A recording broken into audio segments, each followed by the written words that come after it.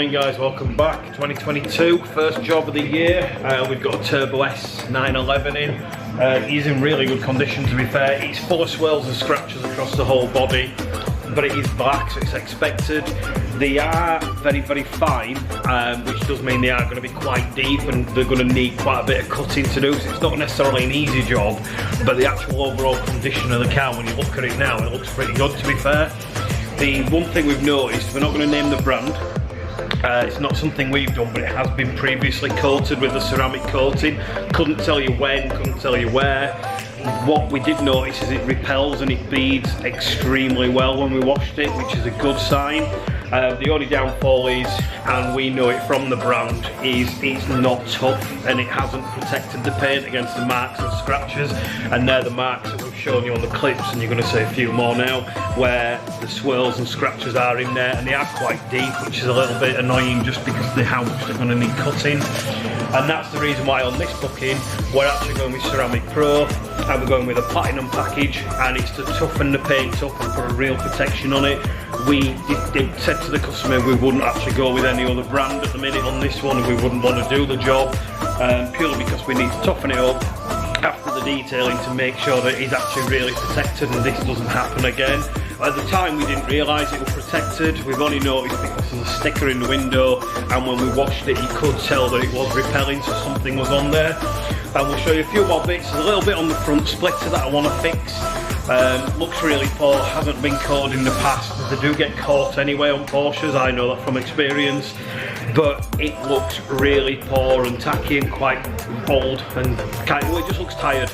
So what we're going to do is we'll show you a before and we'll show you an after, and we're going to actually restore the front of that, and this will make the Porsche look a lot cleaner, and it'll make a lot lower as well, because at the minute it's that dull you can't really tell there is a diffuser there, and there's quite a big front splitter which is an extension on this, because this has got an aero kit to it as well. So again, we'll show you before and after on that and see how you can actually improve the plastics and trims.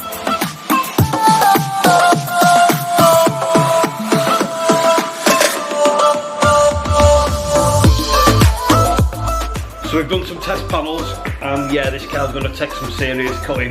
The marks, like we said, they're not horrendous, they're not like swirl marks, but they are very, very deep, fine little grazes across the whole car, a little bit like someone's got a razor blade and gone thousands of times. So we just worked on this little panel here, and we're working on the vents on here, which are really tricky. And again, we're having to use a rotary on this one. There's no way in hell this is going to cut with a dual action buffer. It's just not going to work. You're going to get micromarring in it. It's something I just won't do. The problem with that is, it means we're going to have to cut all this car. It's probably going to take us 2 to 3 days to do that. Then we're going to have to go over it with various different refinements, buffing pads and buffing compounds on the rotary, because we are going to be putting buffer trail on this. But wait till the finish is done on this panel. I'll get some videos afterwards and we'll show you how much of a difference a rotary really can make. So after spending pretty much 12 hours and only being able to do the quarter, the spoiler, the lathes and the top sections of the pillars, I'm going to basically put a punt on here and say that this car's been detailed at some point, obviously before this customer's on the car, because he's asked us to do it. It beaded really well. There is a sticker in the window from a certain ceramic brand, which we do think is pretty good, just not necessarily as tough as it could be. And I think that's the reason why the colour loss on here isn't that much, but the light marks have been appearing. But when we talked about the really deep sort of scars that are in there, like the razor blade marks, they're literally rock hard to get out. And I generally believe that this car's been buffed at some point. They've not been able to get those marks out and kind of said this is the level we can get it to, and then it's been coated, and that's generally why the condition of the car is what it is. We have so far managed to get pretty much every mark out of the areas we've worked on. There is a couple which aren't going to come out. I know they're not going to come out. And I daren't even wet sand the areas here because of the way the groove is. I'm not even going to be prepared to do that because it'll just burn through because it's such a thin area. But as I say, I think it's been detailed at some point. That's why when we looked at it, the condition wasn't that bad. It just had a bit of colour loss, but it was just the fine little marks that were in there and the general wash swirls. So hopefully we'll be able to get a bit more cut on this. We'll try and get some more videos before and afterwards. I've still got a hell of a lot to do. As I say, we're going to start on the bonnet today, the wings and the tops of the doors, and then try to get to the bumpers. If not, they're going to be tomorrow, along with the doors and the other parts of the car. We might be working over tonight just to get it done, because I think we are a little bit behind, to be honest with you. But hopefully we can get those deeper marks out that haven't been able to get out before, and then we can put the coating on. And going with Ceramic Pro as a coating, we'll be able to get a tougher finish on it, which will stop those light marks, wash marks and general sort of marring coming back on this, like this is actually coming with now.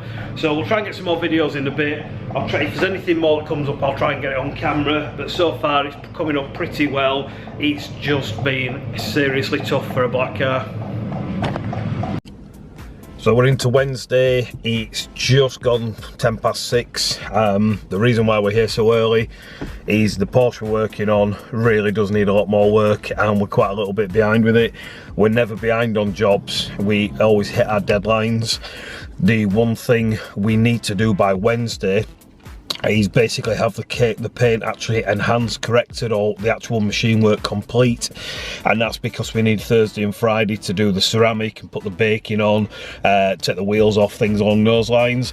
There's quite a bit more involved in this particular Porsche. The paint is mega tough, which is a good thing for customers, because when we put the coating on, then it actually hardens it more than obviously a soft paint would. And this seems to be pretty bulletproof, this paint, but the marks that are in it really do need a lot of work taking out, and we're still a way off. So I'll quickly show you how far we've gone, what we've got to do, and what we've got to get finished by the end of today. We're back in the booth. It's time to get the heaters on, because it's absolutely freezing out there. Get all the lights on, and we'll show you where we basically are on the paint. Then I'm going to make myself a coffee. There's nothing I can do without a coffee. So basically yesterday, we managed to not do any of that at all.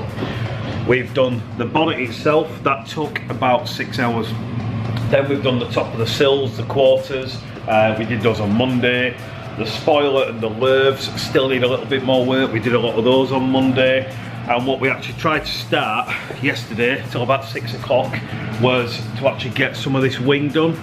As you can see, it's not a million miles off. The problem you have with the Porsches, and they aren't particularly small cars in comparison, being truthful, but the curves and the lathes and the actual angles of the Porsche make it a lot more difficult to do than majority of cars out there.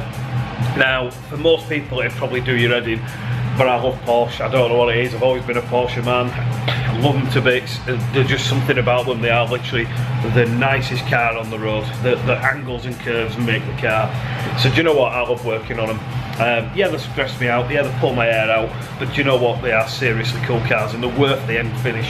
But the problem is, this wing here is not flat in any way, shape or form, apart from here. What you've also got is, when you look down here, this part has a majority of a flat panel. However, you get to here and there's a curve, and then there's another curve, and obviously it's rounded on the top of the wings as well. You get to this part of the car, there is a massive crease here, which is really difficult to actually work on. What you also find is, when you get to the top of the cars here, this basically bows round. This bit then goes flat and has a lip.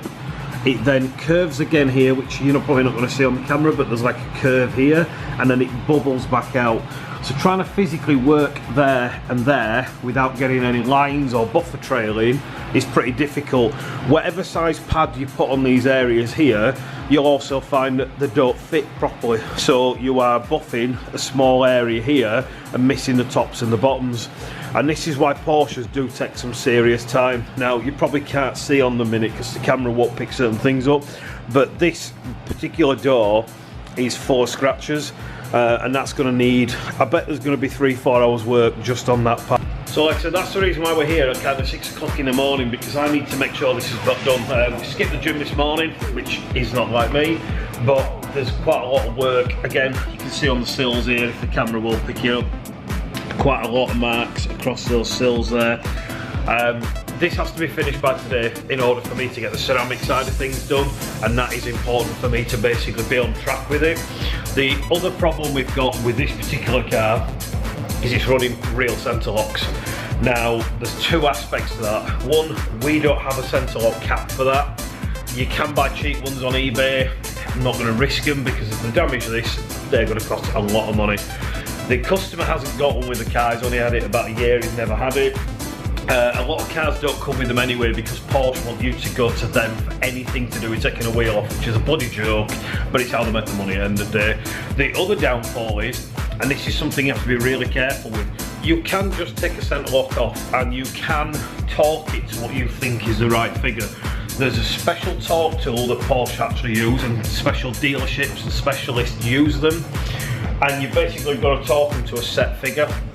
Now, we can get the tool, we can do it, but it's a case of, are we going to risk taking a wheel off a car, which is what I want to do because that's the way I want to clean it and seal it and do the calipers. I bet them when we put the wheel back on and it not be torqued right, and this is a lot of car and a lot of money to not do that right with. So on this one, because we don't even have the tool, we've got a GT3 RS tool available. Actually doesn't fit, not sure why, but on this one we're going to be steaming these on the car. We obviously cleaned them outside on when we cleaned the car, but we're going to steam every part of them. We're going to then seal them on the car, going underneath the car around the wheels and working on them that way. It is going to take about 4 hours, in fact maybe 5, in all fairness, including actually sealing them, because that's going to take a couple of hours alone. So that's going to delay us a little bit, but it's something we need to do, and we need to still make sure it's done right even though we're doing them on the car. So what we've basically noticed on this car now is, now we've got the panels looking pretty much immaculate and all those little fine marks out. The PPF on the side of the car here is looking really tired. It's full of stone chips and it's full of marks, and the stone chips you can't do a lot with. What we're going to aim to do is try and use the heat gun like you would on vinyl and try and basically re-gloss this and get the actual scratches out from it, because when you look at it from this side you can see all the same marks that were in the panels and the trims, and it looks really, like I said, really tired. So hopefully this will actually reduce some of that and bring the gloss back out on that panel to make it less obvious that it's got a PPF panel on it. Now we've got that to kind of where I'm prepared to go with it. There's a lot of heat radiating from that, so I'm not going to take it any further. I might let it cool and maybe try again, but do you know what? All the marks, as in the actual scratches, have pretty much come out. Well, do you know what? They have come out. There's still a few stone chips on it, so it's got like a bit of a white speckle to it because the stone chips are there. But we are looking at this at a high level where the ramp is kind of in my face. When it's on the ground, that won't be there. But do you know what? The top part looks like brand new again, so that were a really good thing to do. And do you know what? I'm actually chuffed that it's come out as good as it had, because it's made quite a big difference on that. Well, we seem to have a little bit of a defector. The one from 911 has decided to fall off. So now what we're going to do is basically get rid of all the glue residue that's on here, trim the back of the badge properly, and re-tape that or rebond that with double-sided tape before we actually do any form of ceramic around this area. So we're in a Thursday morning, and to be completely honest, we're behind on this car. I found a lot of marks that I'm really struggling to get out, which is why I think, let's say, if it has been detailed in the past, that's probably why they've not been able to do it, because some of these marks are literally rock hard and so fine, they are really taking a lot of work. I'm really struggling with the marks across here, because I can't hit the top of the actual frame and you can't get a buffer into there properly. And the back of the Porsche part here, which I'm going to try and show you, this section here is really tricky, and we're going to have to use the toothbrush type tool, which is basically, we've got Rupees Nano, we've also got some little adapters, old school adapters. That's what I'm going to have to cut these with to be able to get them the way I need them to be, and that is taking a bit more time, and we still haven't even steamed the wheels as they need to be done separately, as you probably saw on the other vlog. So hopefully we'll get this done in the next few hours. Won't have to be too late tonight, and we can actually get the first layers of the 9H on this car, so we can actually get it hardened overnight and then do the rest of the process.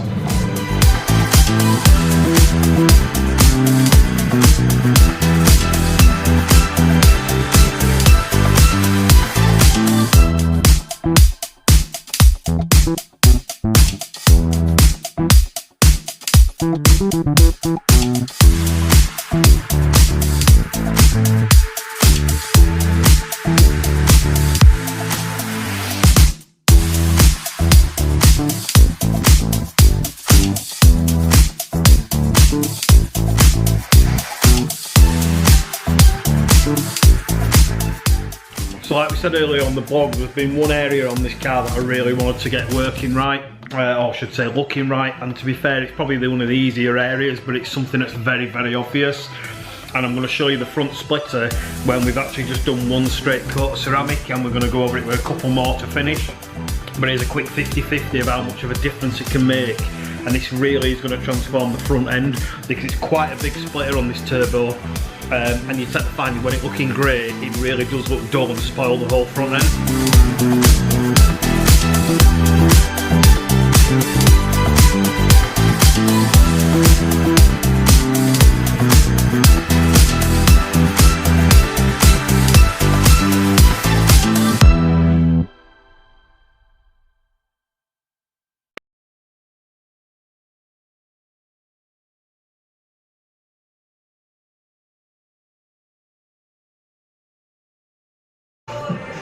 Some serious time in polishing, but I tell you what, those wheels look absolutely mint now.